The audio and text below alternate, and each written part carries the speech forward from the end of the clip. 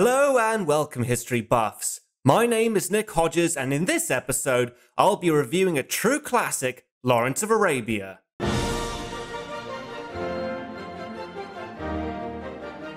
I just want to say right off the cuff that I adore this movie. In fact, it is one of my absolute favorites, and in my opinion, as a film, it's perfect. It's perfectly shot, perfectly acted, perfectly scored. It has perfect writing, editing, directing, and I mean, just look at it. The imagery speaks for itself because it's absolutely breathtaking. I genuinely feel like I've been transported to another world whenever I watch it. If films are all about escapism, then Lawrence of Arabia achieves that perfectly. There have been very few films since Lawrence of Arabia that have captured that same sense of wonderment and spectacle with its cinematography and exotic landscapes. And no, poorly done CGI shite doesn't count. Hey, how you doing? However, as much as I love this movie, this is a channel dedicated to informing you guys about historical inaccuracies, and this film has loads. So when I point them out, please don't take them as examples of how I think they could have improved the movie, but instead consider how close did they get it right. This is Lawrence of Arabia.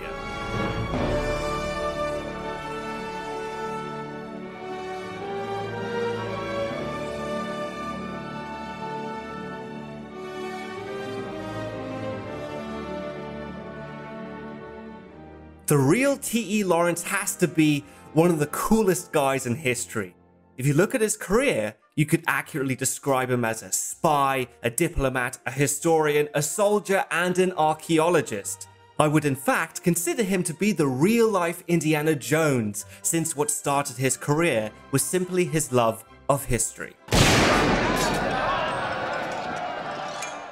Particularly medieval history, which he studied in Jesus College in Oxford in 1907. As a young man, he was captivated by stories of knights in shining armor, codes of chivalry, and epic battles. In 1909, Lawrence left England for a 3-month walking tour in Syria to study Crusader castles. This is for his thesis in college, and at the age of 19, Lawrence would walk 1,100 miles across Syria by himself. This was his first brush with the Arab world, and he fell in love with its culture and its exotic landscape. In 1910, Lawrence graduated with first-class honors, and he was able to get a position as an archaeologist, and he returned to the Middle East and stayed there for a few years. It was at his dig in Carchemish where he learned to read, write, and speak Arabic. Many of the local Arab workers at the dig site grew to respect this open-minded Englishman for his diligence and for his keen interest in Arabic society and customs. Lawrence also began to sympathize with the Arabs and their wish for independence from the Ottoman Empire, hearing about the injustices they had suffered from Turkish rule. Now, right around this time, Europe was beginning to see a military build-up, and alliances were being made between the most powerful nations. You had the Triple Entente, which was an alliance between Great Britain, France, and Russia, and opposed to them were the Central Powers, which were made up of Germany and the Austro-Hungarian Empire. So, feeling a little bit outnumbered, the Germans figured it would be a good idea to cozy up to the Ottoman Empire and establish a trade network between them in hope that possibly further down the line an alliance could be made. So whilst the Turks got modern military technology and training, the Germans could get their hands on Middle Eastern oil. A railway line was proposed and constructed called the Baghdad Railway, which was to connect all the way from Berlin in Germany across 1,000 miles through the Ottoman Empire to Baghdad in Iraq. And take a wild guess where that railway went past. None other than Carchemish, where T.E Lawrence was. British intelligence approached Lawrence and recruited him as a spy. Figured that he could use his position in archaeology as a cover to gain some valuable intel on the railway, like how many trains were coming through a day, what supplies were they bringing in, and etc. So Lawrence did do this, and he did it exceptionally well. This put him under the British intelligence's radar for what would come later. Lawrence returned briefly to Oxford when in August 1914, Great Britain declared war on Germany. Now, he was unable to serve in the military because he was considered too short. This is actually one inaccuracy in the film because Peter O'Toole was like 6'2", whilst T.E Lawrence was something around 5'5". Although this is an important detail, this inaccuracy is pretty forgivable. I mean, just look at these two, they really look alike. As far as I'm concerned, this film has perfect casting. Okay, maybe not perfect. I mean, for example, you have Emir Faisal, one of the most important figures in Arab history, and who did they give the role to? English! Yeah, they give it to an English guy and they brownface him.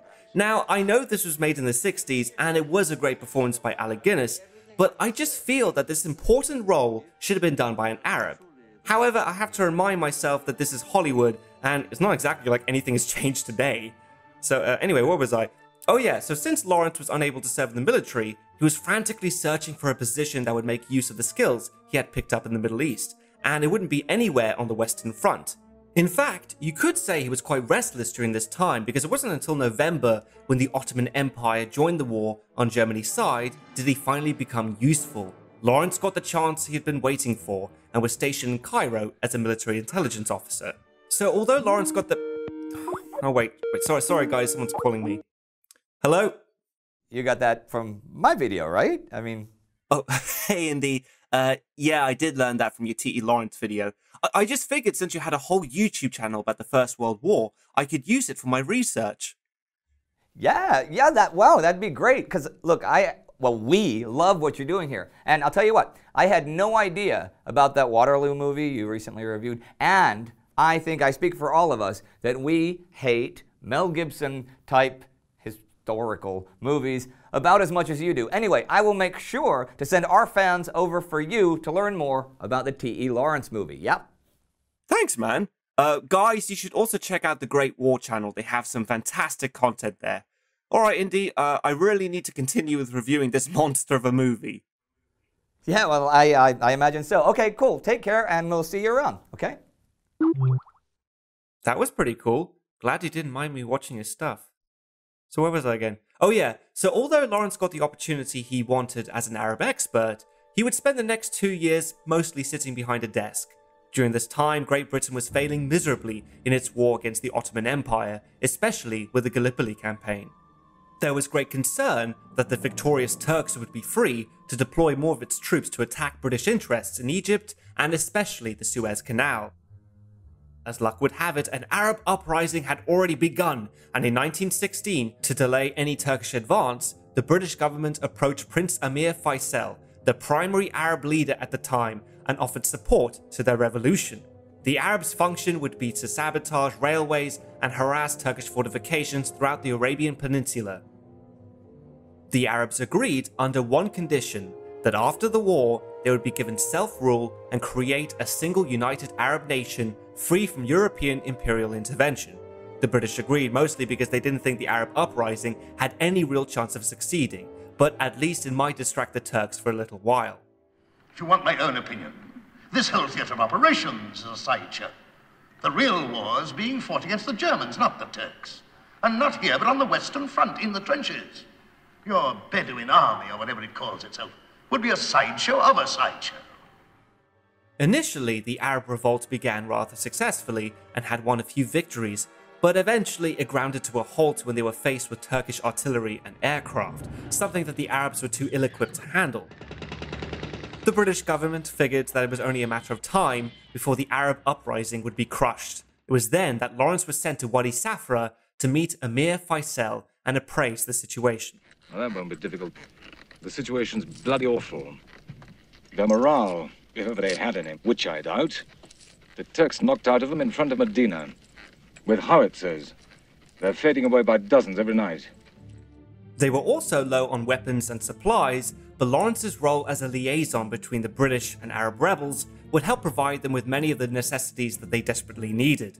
With British aid, the revolt could now continue and began to grow successful once again. After some time, the Arabs grew rather fond of this Englishman, who had demonstrated to them a keen interest in their ways. Bit by bit, they began to accept him as one of their own, and Faisal even went as far as to suggest the idea to Lawrence that he should dress like them. According to Arab custom, such a gesture would go a long way in Lawrence truly being recognized as one of them. However, despite the Arabs being successful with their raids against the Turks, the British were already beginning to break their promise in giving the Arabs independence after the war. A secret deal was beginning to take shape in London called the Sykes-Picot Agreement. In it, the British and the French would carve up Arab lands between them, with the French taking Lebanon and Syria, and the Brits taking Palestine and most of Mesopotamia.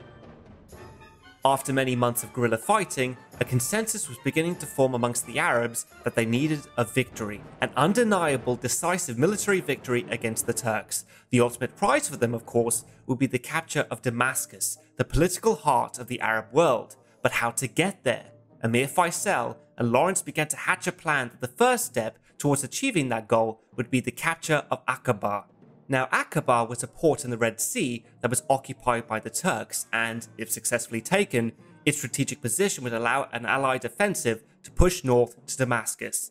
Now, there had been attempts by the Royal Navy to take Aqaba before, but they had failed, and another attack by sea seemed unlikely. But to Lawrence, there was another way. You are mad. To come to Aqaba by land, we should have to cross the Nefud Desert. That's right. The Nefud cannot be crossed. I'll cross it if you will. You? It takes more than a compass, Englishman. The Nefud is the worst place God created. I can't answer for the place, only for myself. In hindsight, we could look at this idea as a great tactical decision, which it is, since the Turks would never expect an attack from the land. But I completely understand why. We are talking about a vast, barren desert made up of roughly 40,000 square miles. The idea of crossing it was ludicrous. And that's exactly what Lawrence and the Arabs were counting on. For 200 miles, they withstood intense heat and extreme dehydration before finally, on July 6th, they were within sight of Aqaba. Now, I apologize for breaking up the flow of this review, but I have to mention quickly that the battle we see in the movie is heavily dramatized. In reality, the actual fighting took place 40 miles away, and Aqaba itself was taken without much resistance. There's also another thing I have to point out. After the capture of Aqaba, we see Lawrence go to Cairo to inform HQ of their success. And yet, the British are shown to be completely oblivious of Lawrence's attack. We've taken Aqaba. Who told you to take Aqaba? Nobody, Sir. sir. Then why did you? Aqaba's important. Why is it important? This doesn't make any sense, because in reality, not only were the British aware of Lawrence's plan, not only did they approve it, but they were directly involved as well. The Royal Navy was actually bombarding Aqaba from the sea, whilst the Arabs attacked by land, making it a two-pronged attack. So, I don't get why General Allenby is giving him the third degree when he bloody well knew why Lawrence did it. Then why did you? Because you told me to. Exactly. Thanks, Arnie. No problemo. So anyway, now that Aqaba had been secured, the big push to Damascus could finally begin. Whilst the British took a more direct approach with the Turks, Lawrence and the Arabs were given the task of hitting the vital Hijaz railway, disrupting Turkish reinforcements and supplies to the front. This tactic worked well, and after winning further battles, the British-led allies continued to push north, even taking the city of Jerusalem, which the Turks had completely abandoned. The next stop would be the ultimate prize, one that all the Arabs have been fighting for since the beginning. They'll be coming for Damascus, which I'm going to give them. That's all I want. All you want is someone holding down the Turkish right. But I'm going to give them Damascus. We'll get there before you do. And when we've got it, we'll keep it. Yeah, way to go, Lawrence! It's just a pity you didn't get there first, mate, though, isn't it? Yes, that's right, the Arabs getting to Damascus first is a common misconception, forever immortalized by this movie. The honour actually goes to the Australian Light Horse Brigade, who arrived on October 1st, 1918 at 5 AM. There they chased the fleeing Turks out of the city and cleared the way for the Arabs to arrive at 7 AM. Although I can't exactly blame the movie too much for this, since the real Lawrence also made this bullshit claim. However, you must understand that even though the Allies got there first, they were instructed to allow the Arabs to, quote-unquote, enter Damascus first, for obvious political reasons, and Lawrence obviously had his own agenda to push for Arab self-determination, which I will get to a little bit later in this review. And finally, this is where the movie pretty much wraps up. The Arabs are victorious, they set up the Faisal government, but are unable to hold the city due to petty tribal bickering, and leave, which is also wrong because they actually remained in power until 1920, but I digress. Lawrence is promoted to colonel and leaves the Middle East since his part in this campaign has now come to an end. but the inaccuracies I'll point out in this review have not.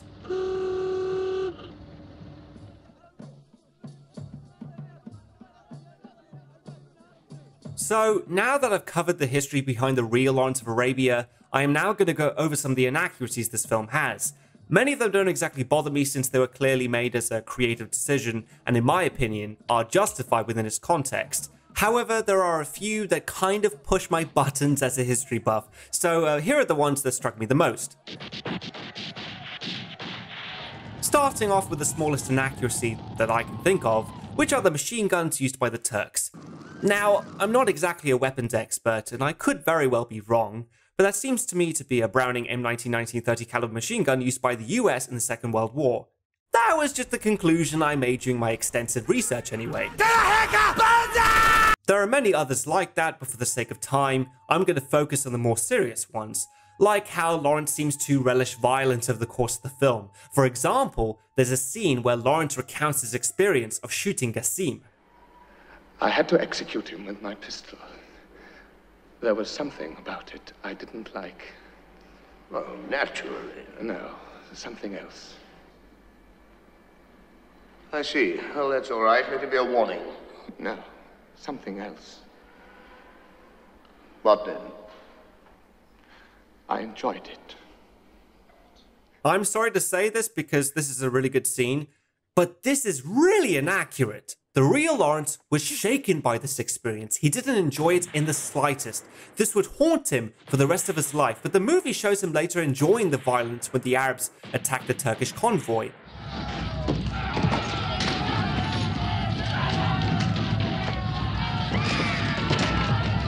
So to prove my point, here's an interview with Peter O'Toole talking about what the real Lawrence went through when he was forced to kill the man Gassim is based on. Now, I met a man who was with him when he did it, and said that indeed he did do it very coldly and very methodically, and it was rather terrible because the man was down a well and he kept on missing him.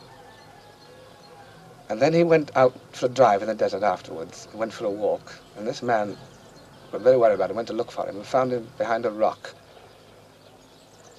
crouched like a 2-year-old baby in the most terrible state of emotion.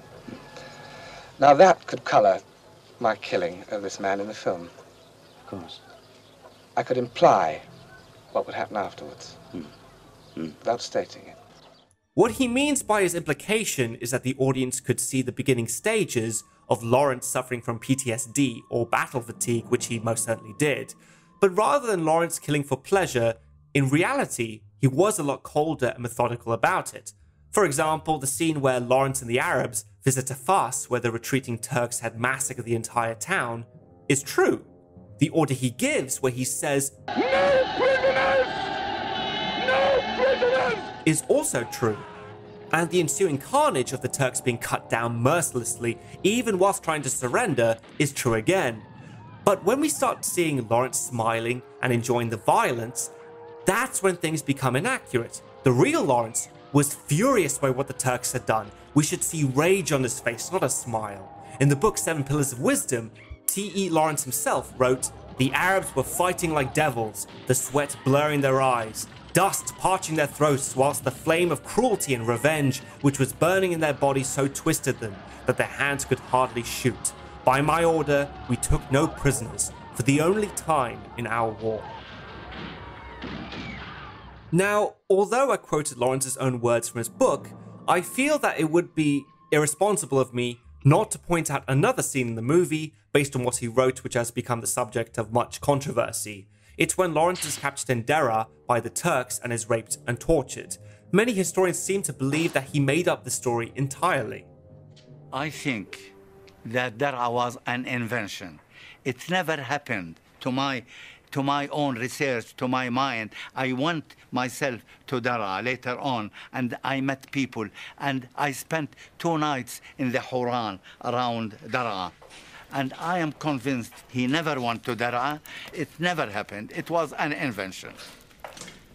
I don't think the rape at Deraa happened in the way that Lawrence suggests it did. I think that Lawrence probably had some sort of homosexual encounter whilst he was in Arabia. It may have been a rape. It may have been a situation that he led himself into almost deliberately, which ended in some sort of rape or something like it. But I'm convinced, my own gut reaction, and I've studied him for a long time, is it didn't happen the way he suggested it did. And finally, the biggest inaccuracy in the entire film, which I feel is completely unnecessary, is when Lawrence finds out about the Sykes-Picot agreement towards the end of the film. I've told you, sir, no such treaty exists. Yes, General, you have lied most bravely, but not convincingly. I know this treaty does exist. Treaty, sir? He does it better than you, General. But then, of course, he is almost an Arab. Honestly, guys, I have no idea why the filmmakers decided to have Lawrence be ignorant of the whole thing, because not only did he know about it months before Aqaba, but he didn't tell his Arab friends. Now, before any of you think of him as a backstabber or a traitor or whatever, make sure to remember that he was a British officer. His duty was to king and country, and if he had told Faisal or the Arabs, then he really would have been a traitor, but to Great Britain. However, that doesn't mean he took it lying down. One of the reasons he pushed for Aqaba and tried to get the Arabs to Damascus first was the small hope that the British government would be forced to renegotiate the treaty and perhaps give the Arabs independence. Unfortunately, it didn't work, but he still went out of his way to make his voice heard about how disgusted he was with the Sykes-Picot agreement. For example, after the war, he was awarded the Distinguished Service Order and the Order of Bath from King George V. However, he politely refused accepting them in support of Arab independence. This shocked British society as such a thing was unprecedented. But it worked, and got into the newspapers the next day. He did many other things, of course, but I wanted to highlight that just because he knew about it, doesn't make him guilty for what his government did. So, if there was any inaccuracy in the movie that should have been tweaked, it was this one. But after the war, France and England should share the Turkish Empire. So, to sum everything up, I really do believe that this is a great movie. Does it have many inaccuracies? Yeah, but I think Lawrence of Arabia makes more of an effort to remain truthful to Lawrence's book, 7 Pillars of Wisdom, than real history. It's Lawrence's film, so it makes sense to adapt Lawrence's book. But even though it may not seem like it, a lot of these inaccuracies are mostly harmless. I just simply focused on the biggest ones to give you an idea of how far it strays from the truth. But overall, I'd say they got it pretty right. Inaccuracies in movies only really bother me when it's clear that the filmmakers don't give a shit about the history they're trying to tell. That's what separates classics like Lawrence of Arabia from awful movies like 1492 Conquest of Paradise. It celebrates the history it's trying to tell, it doesn't try to change it. Sure, it takes some liberties, but if the end result is something along the lines of this, then I'm perfectly satisfied. They hope to gain their freedom. There's one born every minute. They're going to get it, Mr. Bentley. I'm going to give it to them. Well, that about wraps it up. My name is Nick Hodges, and thanks for watching History Buffs. And remember, if you like the show, help the channel grow. Don't forget to hit that like and subscribe button, and let me know in the comments section what you thought about Lawrence of Arabia. And of course, what historical movie should I review next? In the meantime, check out the History Buffs Twitter and Facebook pages for new updates. Until then, I'll see you next time.